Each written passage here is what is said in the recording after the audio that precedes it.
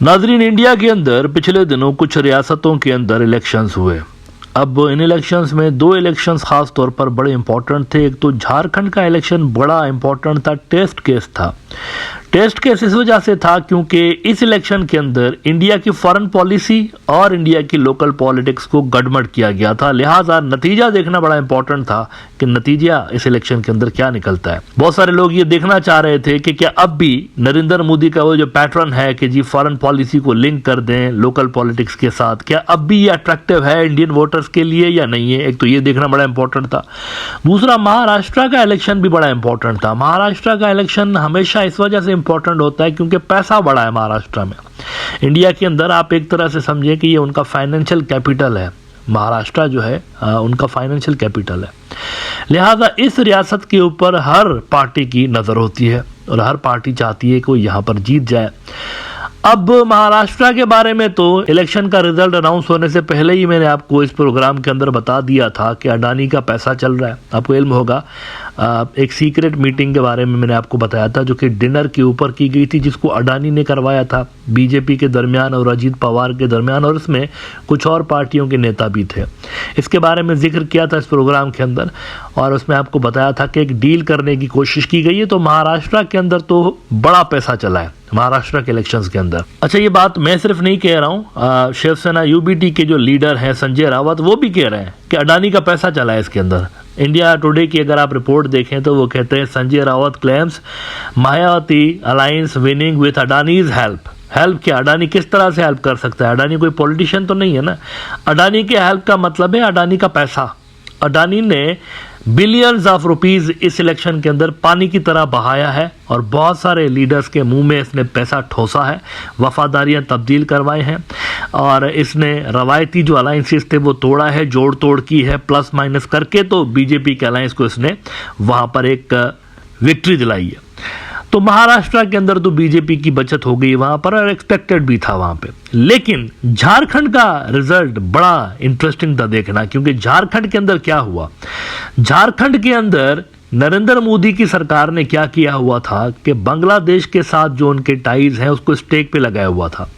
नरेंद्र मोदी से लेकर अमित शाह तक और योगी आदित्यनाथ से लेकर असम का जो चीफ मिनिस्टर है बिस्वा शर्मा, इन तमाम लोगों ने एंटी बांग्लादेश स्टेटमेंट्स हद से ज्यादा दिए। इतने ज्यादा दिए कि बांग्लादेश की सरकार को ऑब्जेक्शन लगाना पड़ा कि ये किस किस्म की भाषा का प्रयोग कर रहे हैं आप इलेक्शन कैंपेन्स के अंदर, तुम्हारी बहन बेटी को उठा के ले जाएंगे, इस तरह की कैंपेन्स करता रहा नरेंद्र मोदी के स्टेटमेंट से। इस तरह के पोलराइजेशन की सियासत वो वहां पर करते रहे। मैं अभी स्टेटमेंट दिखाऊंगा इन्होंने क्या क्या स्टेटमेंट बांग्लादेश के खिलाफ दिए हुए थे। लेकिन इंटरेस्टिंगली वहां पर बुरी तरह से डिफीट हुई है इनको, बुरी तरह से। और वो जो ट्राइबल एरियाज की सीट्स थी ना, जहां पर बांग्लादेश का टॉपिक ज्यादा इन्होंने डिस्कस किया हुआ था और डर दिखा के वोट लेने की कोशिश की थी कि यहां पर बांग्लादेशी आ रहे हैं, हमें आप यहां पर पावर में लाइए तो हम इनको वापस भेज देंगे। और मोदी ये जबानी कलामी बातें नहीं कर रहा था। उन्हीं दिनों में जब ये कैंपेन चल रही थी और ये बांग्लादेश के खिलाफ स्टेटमेंट्स दे रहा था, तो उन्हीं दिनों में एक और भी इसने ड्रामा स्टार्ट किया था। ईडी को इसने, ईडी के अंदर जो नौकर हैं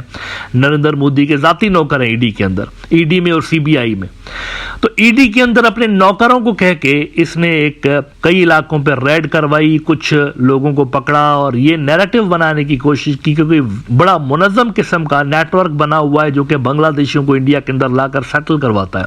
इस तरह की उसने नैरेटिव बिल्डिंग की कोशिश की और लोकल पार्टीज को फ्रेम करने की भी कोशिश की कि ये भी हेल्प करते हैं बांग्लादेश से अंदर लोगों को यहां पर झारखंड में लाकर सेटल करवाने के हवाले से।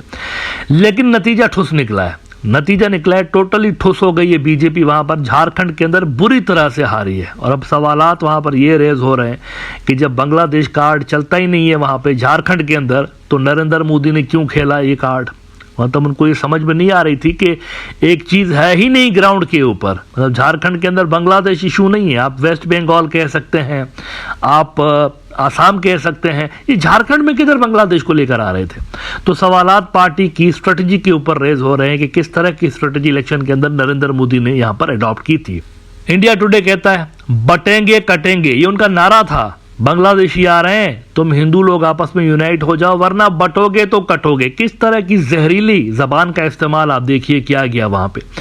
कहते हैं Bangladeshi infiltrators what cost BJP Jharkhand the Hemant Soren led India bloc, ये राहुल गांधी का इंडिया ब्लॉक है, वो जीत गया वहां पर। The Hemant Soren led India bloc decisively defeated the BJP in the 2024 Jharkhand elections.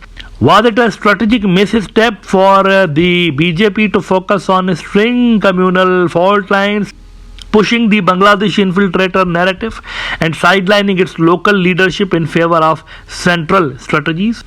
JMM वाले जो हैं उन्होंने 34 सीटें ली हैं और बीजेपी वालों ने, उनका जो अलायंस था, उन्होंने सिर्फ 21 सीटें ली हैं। तो बड़े मार्जिन के साथ वो जीत गए हैं और बीजेपी बड़े मार्जिन के साथ हारी है यहाँ पे। अच्छा, शर्मा के बारे में आप देखिए, कुछ उनके मिनिस्टरों के मैं आपको दिखा दो। मोदी ने तो कहा ही ना, मोदी ने भी इस तरह की बातें की कि जी वहां पर आ रहे हैं, बहनों बेटियों को ले रहे हैं तो फिर हमारी जमीन पे कब्जा करें। अजीब तरह तरह की बकवास उसने वहां पर की, लिटरली बकवास। मैं बकवास इस वजह से कह रहा हूं क्योंकि आप पॉलिटिक्स के अंदर भी एक लिमिट रखते हैं।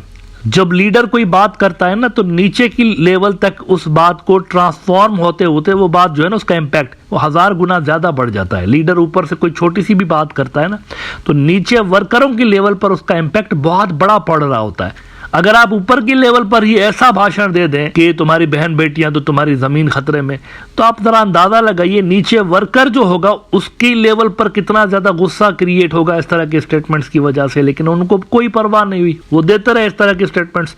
शर्मा ने कहा, and I quote the India Today, वो कहते हैं, Sharma speaking to India Today said the infiltration from Bangladesh has changed the demographics of Santhal Pragna.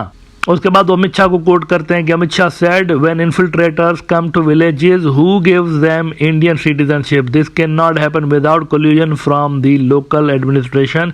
We have stopped infiltration in Assam and the BJP will do the same in Jharkhand. लेकिन ये जो Bangladesh card है ना और infiltration card जो है ना, पिट गया, नहीं चला, बुरी तरह से हारे हैं। इसी वजह से द वायर कह रहा है कि Jharkhand with the boggy of Bangladeshi infiltrators the BJP scored a stunning own goal. अपना ही गोल कर दिया इन्होंने। ये जो वहां पर बात कर रहे थे ना बांग्लादेशी, किसी ने बाय नहीं किया, किसी ने भी इस बोगस नैरेटिव को वहां पर झारखंड में बाय नहीं किया।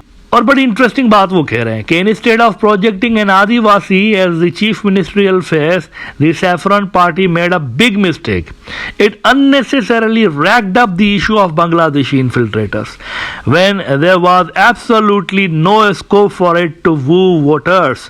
It failed to learn the lesson that the installation of Raghuvar Das, who has ancestral roots in neighboring Chhattisgarh and does not belong to the tribal community, as the chief minister in 2014, and his government's policy was fully exploited by the JMM. यानी नफरत की जो दुकान उन्होंने खोल के रखी हुई थी झारखंड में, वो नहीं चली, वो पिट गई। और वहां पर इलेक्शन जीता कौन है?